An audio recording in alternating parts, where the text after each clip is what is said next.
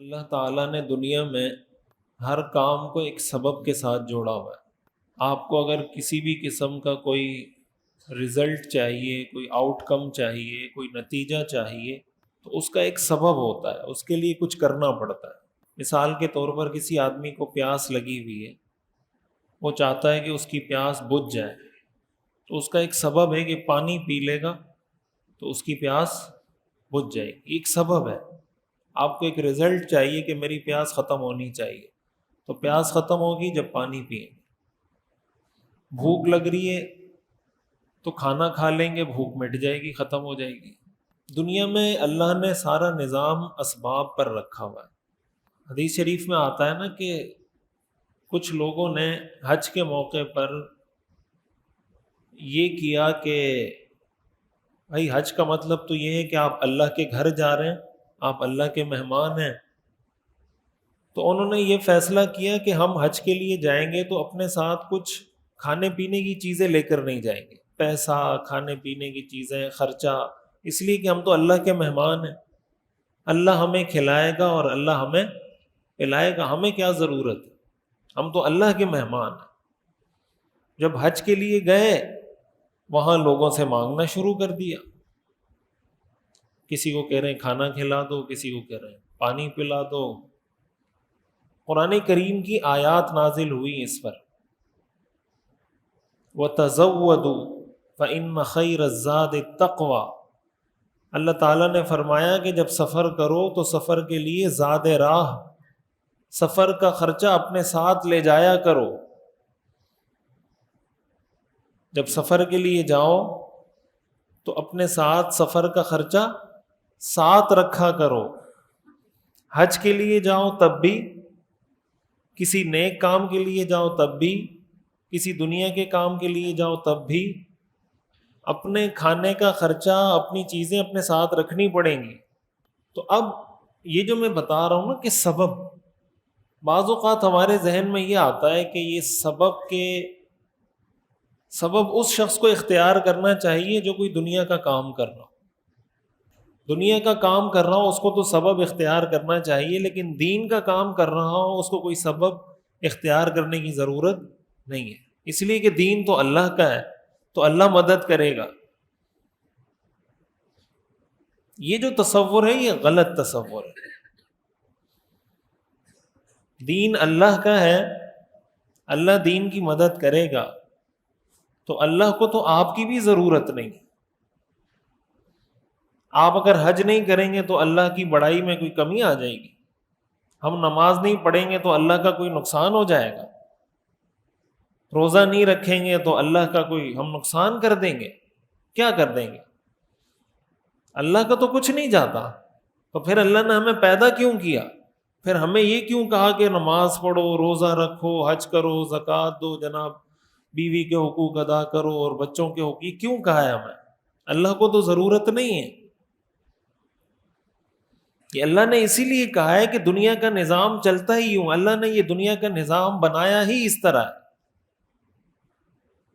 تو پہلی بات تو یہ دماغ سے نکال دینی چاہیے کہ اگر ہم دین کا کام کریں گے تو ہمیں اسباب اختیار کرنے کی ضرورت نہیں ہوگی، یہ غلط تصور ہے۔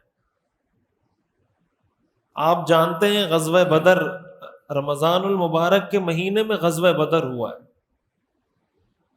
آج میں دیکھ رہا تھا ہمارے فیس بک کے ایک دوست ہیں، انہوں نے ایک ویڈیو شیئر کی ہوئی تھی، وہ گھر کے باہر نا اپنی گلی کی صفائی کر رہے تھے، نیورو سرجن ہیں، وہ ڈاکٹر ہیں، تو انہوں نے یہ بات کی مجھے بڑی اچھی لگی۔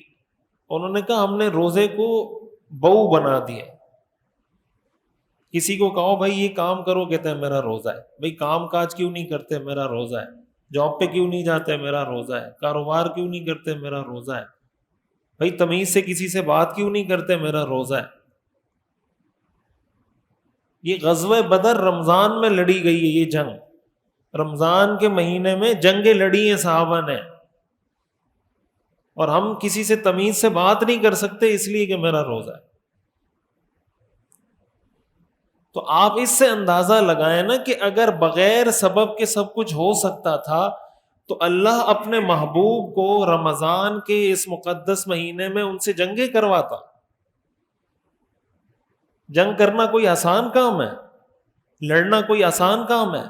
پھر ایک طرف 313، دوسری طرف 1000 کا لشکر، ایک طرف 2 گھوڑے، دوسری طرف 100 گھوڑے، کوئی آپس میں مقابلہ نہیں. اللہ نے فرمایا جنگ کرو ان کے ساتھ.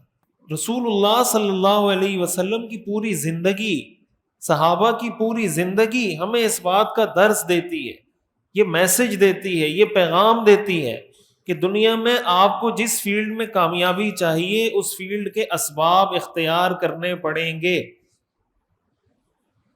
آپ پیسے کمانا چاہتے ہیں تو پیسے کمانے کے لیے کچھ کرنا پڑے گا.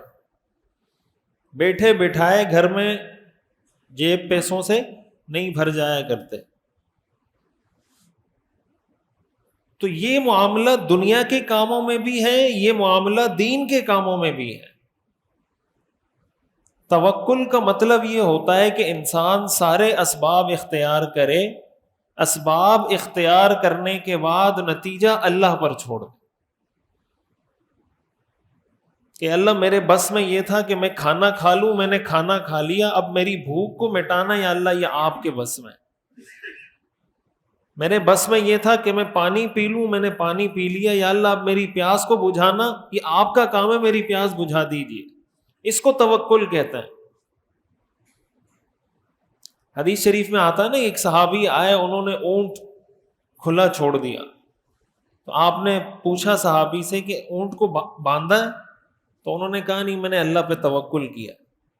تو آپ نے فرمایا اعقل و توکل، پہلے اونٹ کو باندھو پھر توکل کرو. پہلے اونٹ کو باندھو پھر توکل کرو.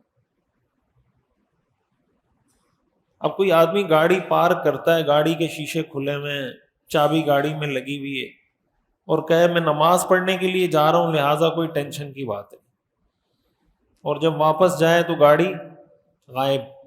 وہ کہے یار میں تو نیکی کے کام سے آیا تھا پھر بھی گاڑی غائب ہو گئی. بھائی نیکی کے کام سے آئے، گناہ کے کام سے آئے، گاڑی کے شیشے کھول کے چابی لگا کے جائیں گے تو گاڑی واپس.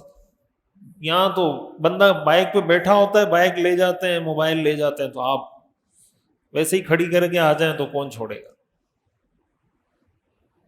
یہ اسلام ہے. اسلام مسلمانوں کی آج دنیا میں پستی کی، زوال کی جو وجوہات ہیں ان میں سے ایک بہت بڑی وجہ یہ ہے کہ ہم نے اپنے ذہن میں دین کا غلط تصور بٹھایا ہوا ہے.